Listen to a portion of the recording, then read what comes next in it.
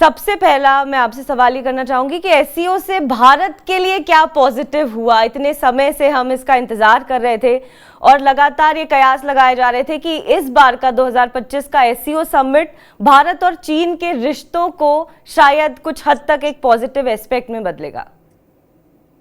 शुक्रिया। एक बार फिर मैं और आप एक साथ दर्शकों के सामने हैं और हमने वैसे तो बहुत सारी बातें पहले कही है, लेकिन आज की मीटिंग वाकई में बहुत महत्वपूर्ण है कई मायनों में, क्योंकि इसका असर दूरगामी होगा। तो चूंकि हमारे सभी दर्शक ये जानना चाहते हैं कि प्रधानमंत्री नरेंद्र मोदी जब एससीओ में आए हैं तो भारत को क्या हासिल होगा, और जाहिर है कि ये हमारा पहला कंसर्न होना भी चाहिए। तो चलिए इसी से शुरुआत करते हैं। देखिए, भारत को क्या हासिल होगा। एससीओ के कौन कौन से मेंबर कंट्री हैं? एससीओ के मेंबर कंट्री चीन है, रूस है, पाकिस्तान है, मध्य एशिया के कंट्री हैं।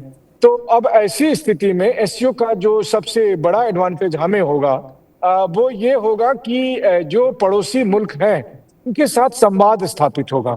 क्योंकि देखिए, द्विपक्षीय राजनीति की वजह से कई बार ऐसा होता है कि आप सीधे बातचीत नहीं कर पाते हैं, लेकिन निश्चित तौर पर कम्युनिकेशन का बना रहना बहुत जरूरी है, संवाद का बना रहना जरूरी है।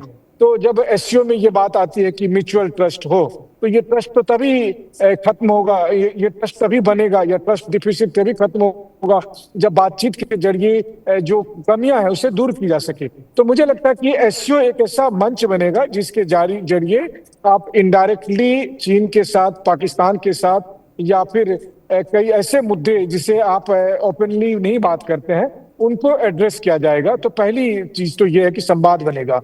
दूसरी बात यह है कि एससीओ के जरिए जब आप चीन के साथ बातचीत करते हैं तो ना केवल चीन के साथ संबंध सुधारने में आपको मदद मिलती है, बल्कि पाकिस्तान को बहुत हद तक रेगुलेट करने में भी मदद मिलती है। उसमें चीन की अब भी आप मदद ले सकते हैं। हम अपने दर्शकों को एक बात साफ कर दें कि मैं कतई ये बात नहीं कह रहा हूं कि आज के बाद से भारत और चीन की ऐसी दोस्ती हो जाएगी कि चीन पाकिस्तान को ठेंगा दिखा देगा। ऐसा कुछ नहीं होने वाला है। चीन और पाकिस्तान के रिश्ते बने रहेंगे, लेकिन हाँ, ये बात है कि चीन का अपना एक सपना है, और वो सपना है कि एक ग्लोबल लीडर बनने का, और उसे पता है कि अकेले वो ऐसा काम नहीं कर पाएगा, और रूस का साथ भी उसके लिए पर्याप्त नहीं है।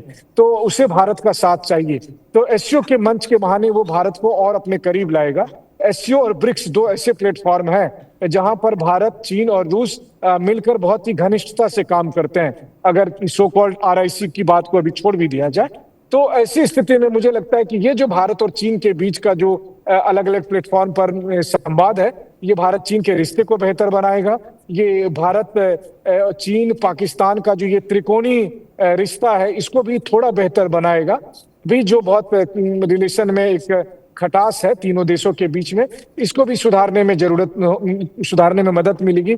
और आखिर में फिर वही बात है, पूर्व प्रधानमंत्री अटल बिहारी वाजपेयी कहते थे, जिससे मैं पूरी तरह से इत्तेफाक रखता हूं, कि आप नए दोस्त तो बना सकते हैं लेकिन आप अपने पड़ोसी नहीं चुन सकते हैं। तो अब ईश्वर ने अगर हमें ऐसा ही पड़ोसी दिया है चीन और पाकिस्तान के तौर पर, तो फाइनली आपको कोई रास्ता तो निकालना ही होगा इनसे डील करने का। तो एससीओ एक ऐसा मंच है जो आपको ये सुविधा देता है कि जिसके जरिए आप इनके साथ डील कर सके। मोटे तौर पर मुझे ये बात समझ में आती है।